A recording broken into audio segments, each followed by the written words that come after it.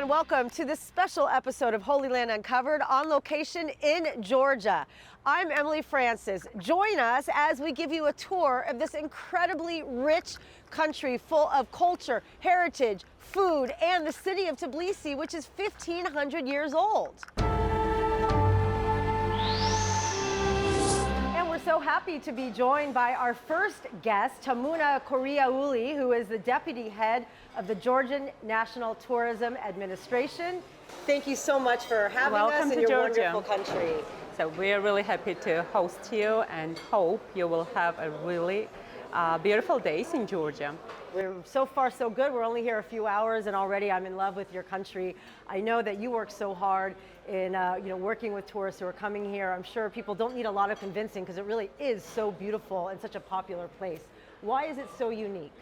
So Georgia is a really small country, as you know, but with a lot of things to share. Starting from the history, from different traditions of hospitality, really great nature, culture, and really diverse products to share with the tourists all over the world. So talk about the tourism here, because there's so much to offer. You have nature lovers, you have food lovers, you have skiers, snowboarders. Explain why there's diversity all year round for people that come here. So as a representative of the government, we can say that it's one of the main priorities for our government. It's a key to the economic growth, and a lot of people directly or indirectly are involved in the tourism. So it's one of the main activities for our country to develop the different regions, to support the population and their social or economic development as well. So, and we really have a good product, and we have things to share and in a different way for the different markets. So starting from the history, from our traditions, and we have this hospitality in our traditions, in our everyday life. So it's a great pleasure for us to host the guests and to share a little piece of Georgia to their holidays and to bring back these emotions to their homelands. Right. So explain the types of tourists that come here, because you're known for so much, like we just said, between the food and the nature and the cities and the history. So do you notice that different types of tourist groups come at different times for the various things that appeal to them?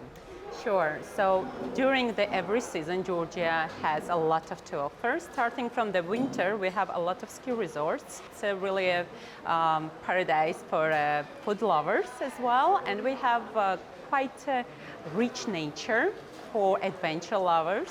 And it's a good place to visit if you want to discover the new culture. Thank you so much for your time, your warmth, and your hospitality. Very much appreciated. Thank you. Hope you will enjoy your stay in Georgia.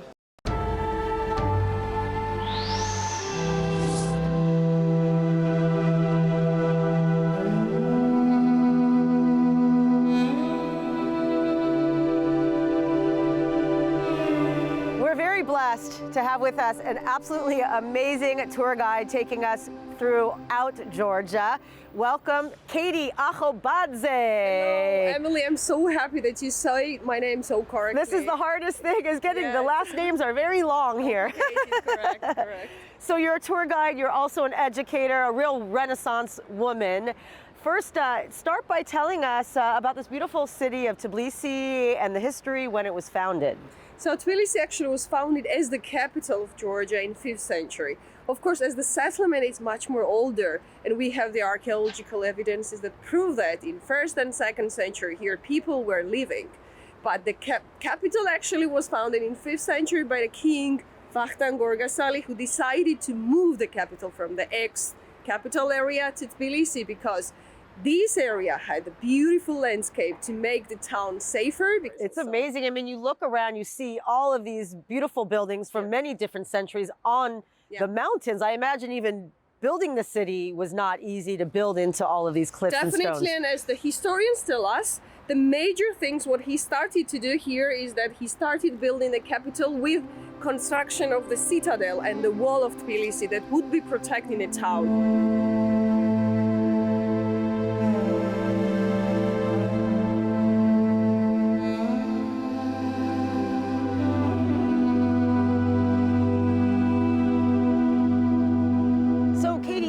what we're seeing behind us here?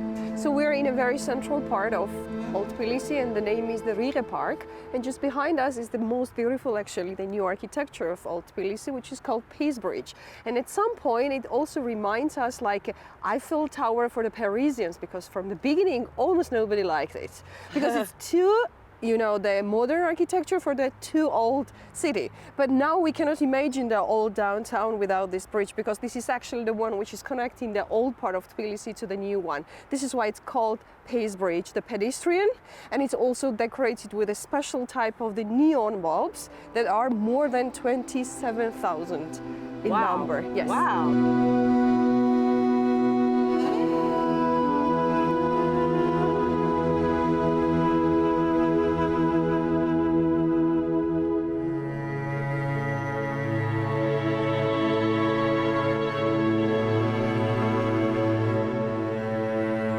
To us about this beautiful cathedral. Yeah, this is Sioni Cathedral, which is one of the oldest cathedrals of Georgia, and actually is the witness of the whole history of Tbilisi as the capital of this country. So initially it was constructed to be built by the end of the 4th century and the beginning of the 5th century. That's the period when Tbilisi is decided as the small settlement to be turned into the capital. And since then, it has always been a major cathedral, and it's also the place where the major liturgy and the services were always organized there. And we have the several also historical moments how actually the different invaders used this beautiful structure for their purposes. So they destroyed, but not fully, but then it was demolished a little bit. Then the Georgians always were trying, after the invasion, they were always trying to renovate. So the facade now looks a bit younger, because it was last time renovated, the facade in 17th century, but believe me that the inner part of the walls are the old as old as Tbilisi. Wow. So the 4th century CE, we're talking about a long time ago. Yeah. What was the Christianity like then? I mean, this is still the early days of Christianity. Right? This actually official, the Christianity here is only 100 years old.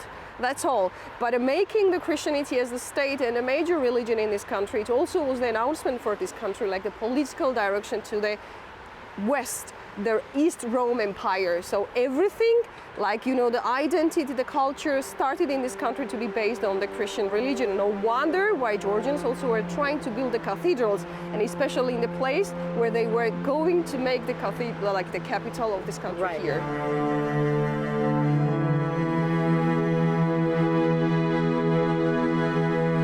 Tell us about the frescoes inside the church. Yeah, the frescoes sadly are not the original ones, because in 19th century, when Russian Empire conquered Georgia, they whitewashed the major part of the original traditional Georgian frescoes that already were the hundreds of years old, and they repainted all these frescoes as the Russian style, the paintings. So this is why in this beautiful cathedral we don't have the original frescoes anymore. So the Russian influence is still inside this church, and even if it's not asked for. Yeah, of course, and we didn't change anything because this is the part of the history, and that's all. It's all about the Christianity, and it's all about the religion. So if it's still about the Christianity, we decided not to change that.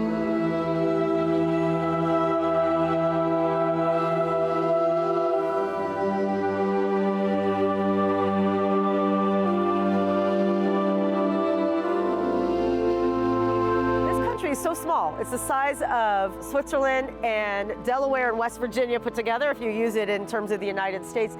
But it's kind of ironic and interesting that it is kind of like Switzerland in the sense of it doesn't have a beef with anybody. Everybody seems to get along, and it's a very peace-loving culture. Yes, actually, the major thing to mention is that Georgia, throughout the history, has never ever been the invader of any other countries. But it was the place of meeting different people from the different ethnical groups coming here and living together. Even we have in Old Tbilisi 2 square kilometer territories. In this territory we have 5 functioning religious confession structures. That also is the best example how in a small territories everybody had their own religious structures to go and pray for their gods.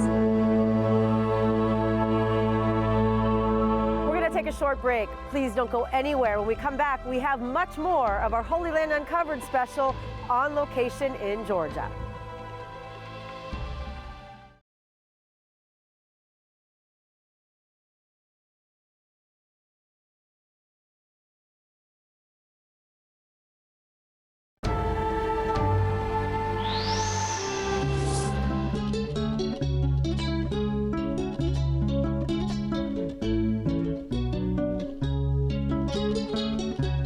town of Mizcheta, which you see behind me, is the location of one of the oldest Jewish communities outside of Israel. It's believed that Jewish exiles came here after the destruction of the First Temple.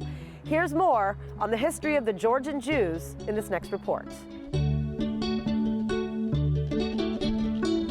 For well over a century, the Great Synagogue of Tbilisi has been an active reminder of the strong Jewish community of Georgia, dating back thousands of years.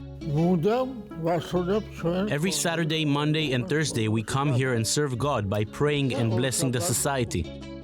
Raphael Messingizer and his cousin are the only Kohanim still remaining in Georgia, a country with a profound Jewish history that is unlike anywhere else in the diaspora.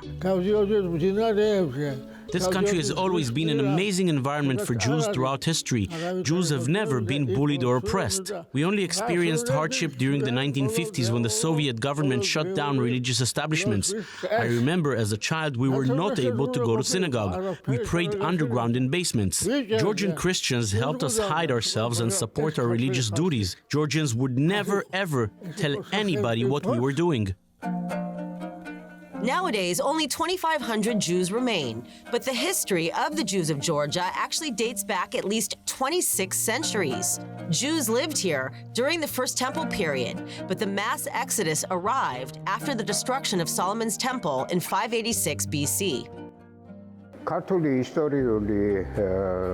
Historians say Jewish exiles fled to Georgia during the 6th century BCE when Babylonian king Nebuchadnezzar conquered Jerusalem and exiled the Jewish people.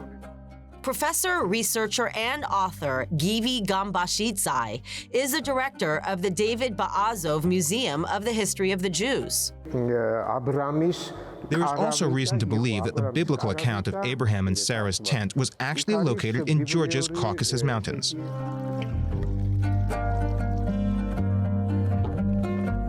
The first exile of Jews from Jerusalem in the 6th century BCE settled in Mizcheta, a beautiful city nestled in a valley between two rivers. There is another historical source dating back to the period of Alexander the Great that tells us when Alexander passed through Georgia, kings and queens in Mizcheta could speak Hebrew.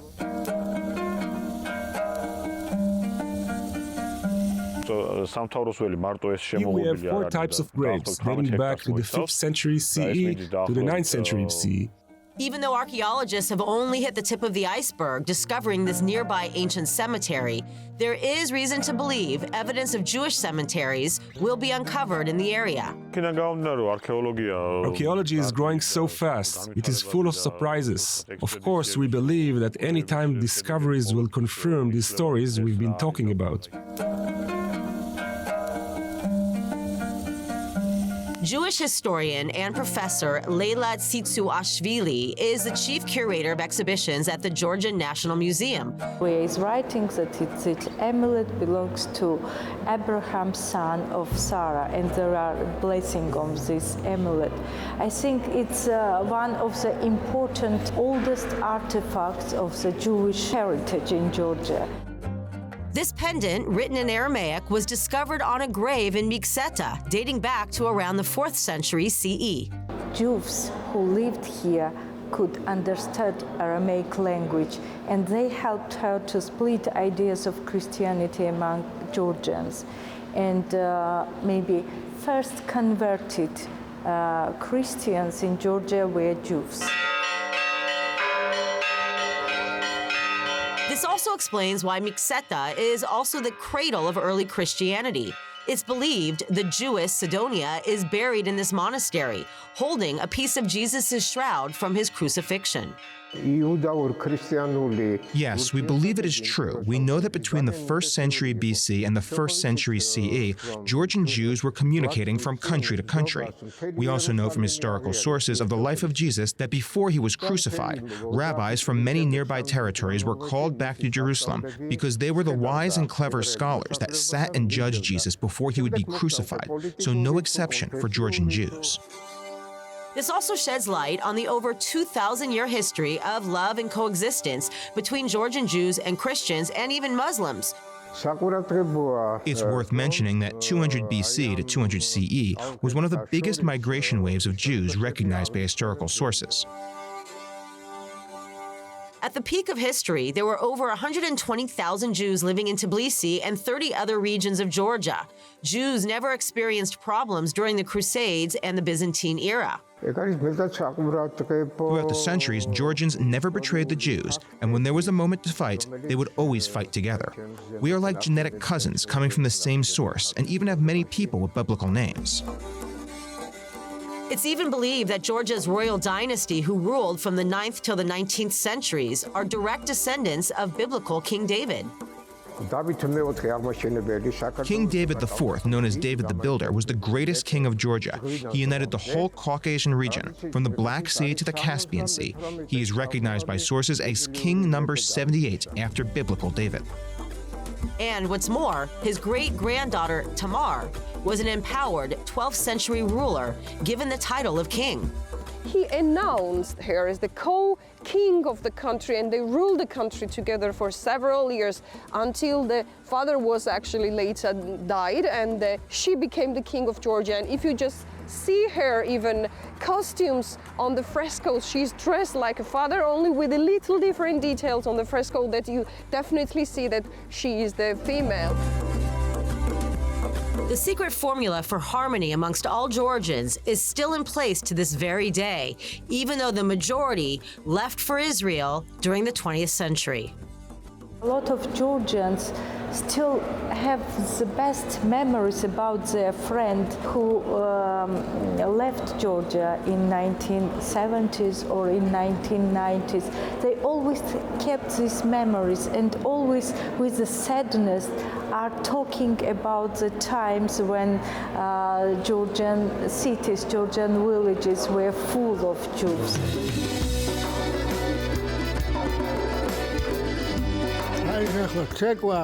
We dance Georgian, sing and speak Georgian, and we're similar to local Georgians. And that is why we're called Georgian Jew.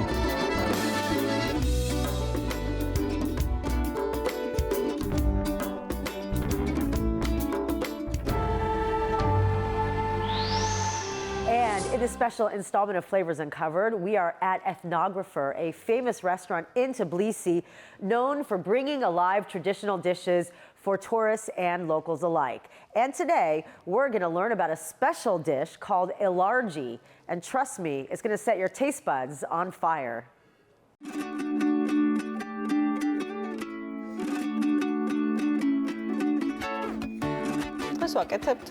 Today, I'm making elargi, a Georgian dish from the Samegrelo region, made of coarse cornmeal, corn flour, and cheese. This dish has a long history. Initially, it was mainly cooked and eaten by peasants, since the ingredients were cheap and available. Throughout the years, it spread to the noble high-class community and became popular. While in olden days it was considered to be an everyday simple dish, nowadays it's usually prepared for special events.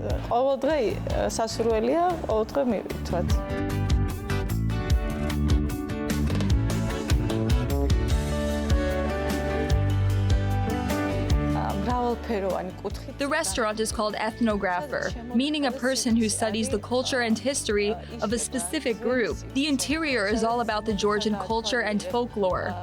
You can experience it in every corner.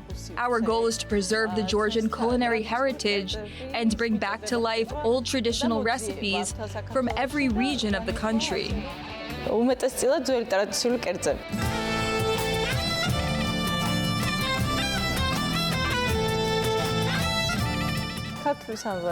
The Georgian cuisine is very diverse.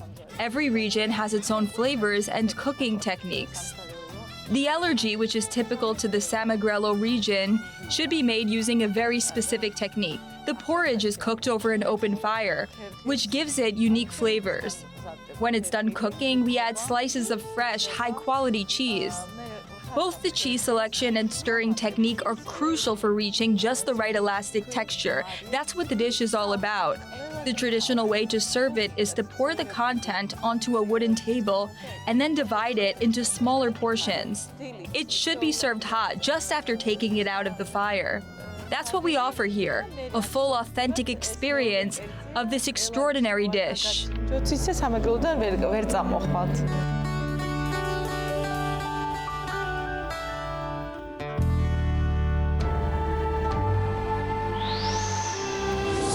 And we are ending our show with a musical and dance number by the Abkhazeti Ensemble, a very special group of dancers. And we're very happy now to be joined by Tamuna, who is the newly appointed director of this ensemble. Welcome. Girl power! Welcome. I'm so proud to host you with this name of Abkhazeti, which is so special region of Georgia, occupied, unfortunately, and people you will see on the stage. These are people who should be living in Abkhazeti, but unfortunately, they're in Tbilisi, and we continue to develop the culture that Georgia has, especially in traditional sites. State academic ensemble of Abkhazeti. So what happened why are these guys refugees? What happened and when that they're here and not there? From 90s, you know that country is occupied, 25% of Georgia is occupied by Russians, and the region of Abkhazeti is the one who suffered from it the most. Unfortunately, they need to move here, but I'm so happy that this continues, and we hope that one day we're back with all of these things. And till then, we continue to develop. We continue to say to the world that we exist. And especially 2023, it will be a very important year for Abkhazeti Ensemble. We will go touring. Beautiful. Tamuna, thank you you so much. it. I'm glad they brought you on as the new director. I have a feeling we're going to be hearing a lot more. A lot more, of course. You will be always welcome in our ensemble. Thank you so much. Thank you. Thank you so much for watching our special episode of Holyland Uncovered on location in Georgia. We sure hope you enjoyed it. We know that we did. And without further ado, let's see the Abkhazeti Ensemble in action. Take it away.